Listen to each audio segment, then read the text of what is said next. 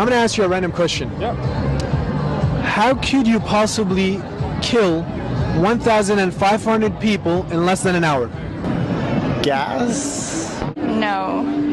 Chemical warfare, air raids. I can't. Unless you use some nuclear weapons. Less than an hour? A bomb? Why would you kill over 1,000 people? That's an awesome question. Do you know how Hitler was able to kill so many Jews in such a short amount of time? He used gas chambers. I think they had the chemical back then. Gas chambers.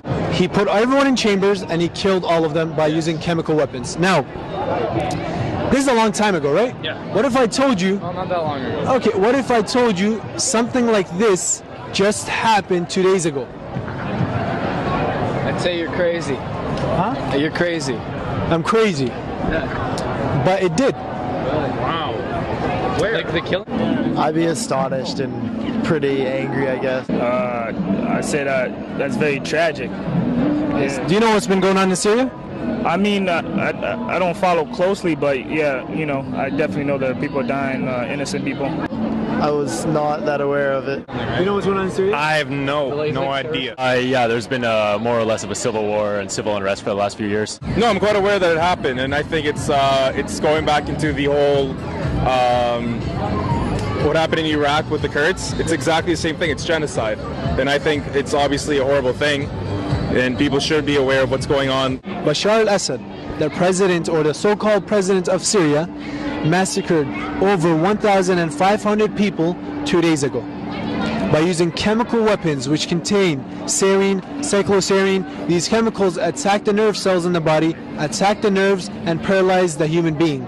Not only that, they burn the lung tissue and burn the muscle tissue, so you can have a slow and a painful death.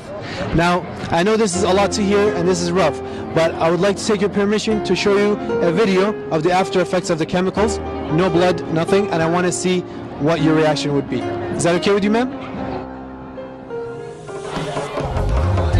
وحميت الثورة بدراعي وقدمت الدم هدية صامت يا حمص شراعي واصل من الحرية وصفوا شعبك ظنوا مات يسطر بالدم حكايات أسطورة حجر وحارات من بابا عمرو للخلدية من بابا عمرو للخلدية من بابا عمرو للخلدية.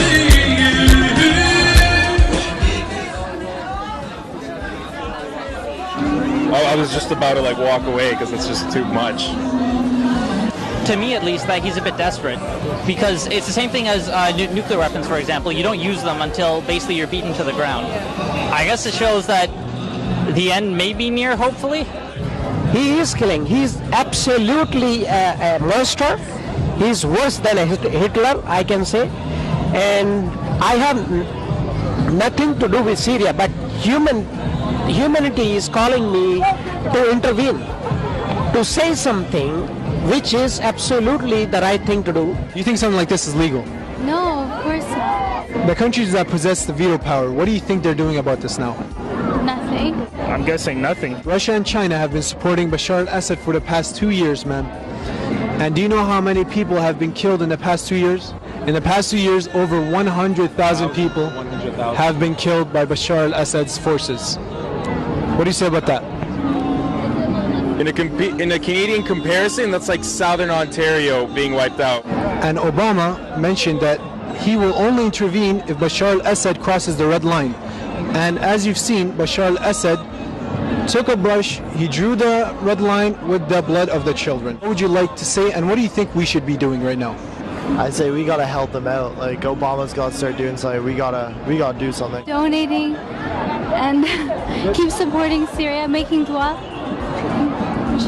That we need to really change our focus here. I'm really glad that you guys came here to really bring the message to where the party's at, you know? I think one of the best things you could do is to share this with the world, let people know what's going on. Actually here, you know, we're so distracted in our daily lives that we don't really, you know, take a time to think, but a movement, man. I think the world needs to be paying attention to what's been happening there, and I don't think we can ignore it too much longer.